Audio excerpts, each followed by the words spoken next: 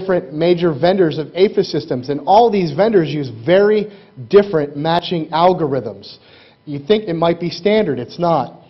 There's also 10 different fingerprint individuality models that are used. There's minutia matching versus pattern matching. There's speed and throughput versus accuracy, and I'll talk a little bit about this on one of the next slides, as well as error rates in terms of false positives, false reject rates, the crossover or error rate, and I'll talk a little bit about that on the next slide. I think it's the next slide. When you talk about error rates, you need to know what sort of application you're using. You know, so we're talking about your receiver. In a typical high security access environment, so now you're talking about, you know, you want someone's fingerprint scan to gain access to a high security facility. Well, you want a high false reject rate because you don't want that. You'd rather have someone have to do it 3 times to get in. You don't want false positives. In other words, you don't want people to be admitted that don't actually have access. Forensic applications, forensic science applications, typically you want a higher false acceptance rate. In other words, when you run that print through APHIS, you're going to probably end up with, you know, 50 or 100 or more possible matches that are going to have to be brought out, and now the latent examiner is going to have to go through by hand and find out. So you probably want those false positives. So depending upon your application, you know, your algorithm is going to be somewhere on this curve. For a forensic application, you're probably going to want more to the right. However, if you have a biometric application for a security access, you want it more up in that area. And then depending upon your application determines where you're going to be on that chart. This is an example of a fingerprint classification algorithm. This is very simplistic, but basically what this algorithm is doing is classifying fingerprints based on the type of fingerprint you have, whether you have whorls or arches or loops. And so the program is basically just going to go through it and put people into bins based on the type of fingerprints you have. And even something like this is going to misidentify some or not be able to identify some. So again, you're going to have to go through those and say, you know, okay, the computer said it was this, or the computer couldn't identify this, so we're going to have to do it by hand. But it helps you to sift through mountains of data. And we'll talk a little bit about that later in terms of using it for management data. And this is just an example of APHIS matching a print. It's kind of difficult to see, but they're actually green arrows pointing to the different minutia points that are being matched on this fingerprint to show the 10 or so different matches between these two prints.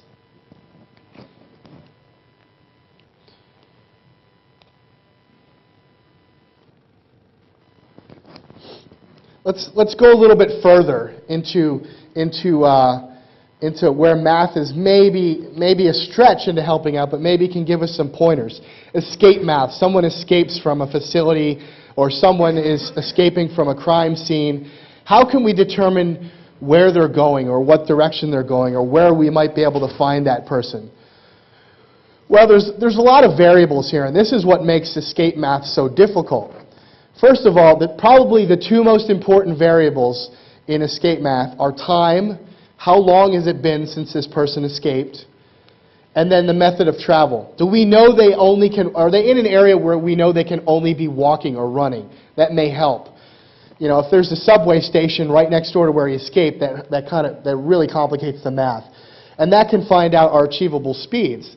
If they're in a dense forest and there's no civilization around for 50 miles, well, you can calculate that this guy's only be able to go 2 or 3 or 4, whatever miles per hour, and you can probably set up a perimeter to catch this guy.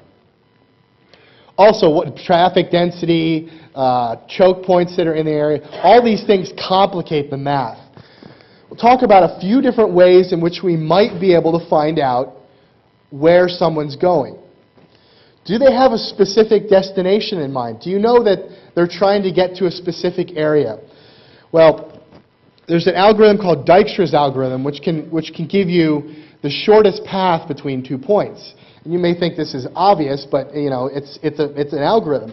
When you go into MapQuest or Google Maps and you say, I want to go from State College, Pennsylvania to Washington, D.C., MapQuest is actually using a Dijkstra algorithm from both ends to determine the shortest path.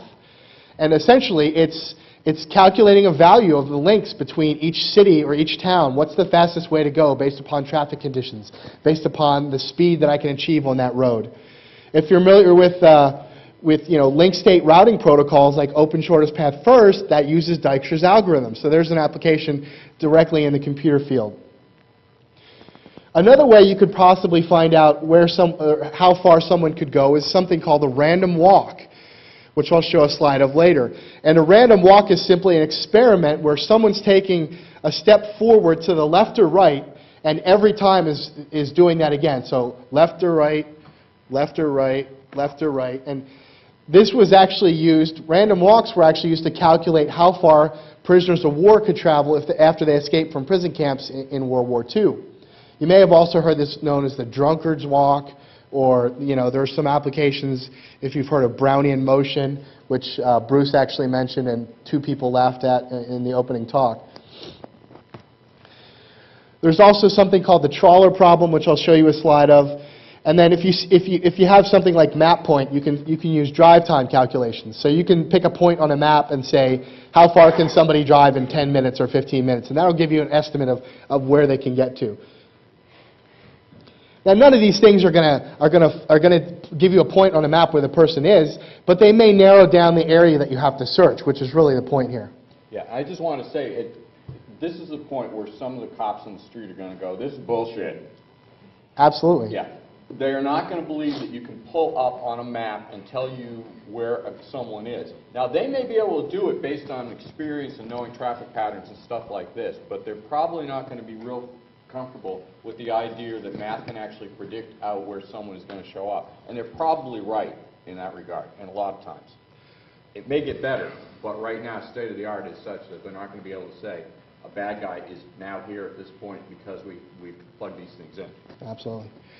And another tool that you can use is perhaps social network analysis, and we'll talk about this later in a few different aspects. Kind of time, I'll speed up a little bit. The psychology of a cop is portrayed in the TV show Psych, or the dimension of magic, or I wouldn't say that. The cops tend to be somewhat skeptical of a lot of stuff.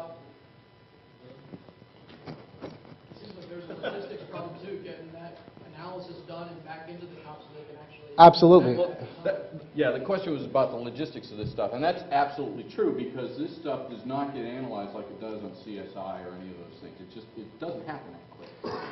So this is Google Maps. This is State College, Pennsylvania to this hotel, stopping in Lancaster, to visit my friend, and this is the shortest path. This tells me the quickest way to get there. This is a random walk. These are 7 different random walks starting out, and you see that they end up across the whole spectrum in terms of how far someone could go in a random walk. This is the Trawler problem. You're on a criminal escapes from an island prison in a rowboat, and they're going in one direction, but you don't know what direction they're going. What's the mathematical way to find out where they're going? Well, if you're super security speedboat, which needs to be significantly faster than their rowboat, is actually to spiral out, because no matter what point the person went from, as long as they're going in the same direction, you're going to eventually catch them. So again, can you apply this to a city and find someone? Probably not, but it kind of gives you an idea of being able to find something. It kind of gives you an idea of where to focus. Narrowing the suspect pool, how do you do that? Well, profiling. You see a lot of psychological profiling, especially of serial crimes. And we'll talk later about geographic profiling, and that's kind of the section that we'll discuss later. And this is just simple Venn diagrams. You might have 3 suspect pools, and where they overlap might be the ones you want to concentrate on. So it's just a good example of something that's really already being done, but but they're just using Venn diagrams in a different way. Talk really briefly about social network analysis. Google PageRank is an example.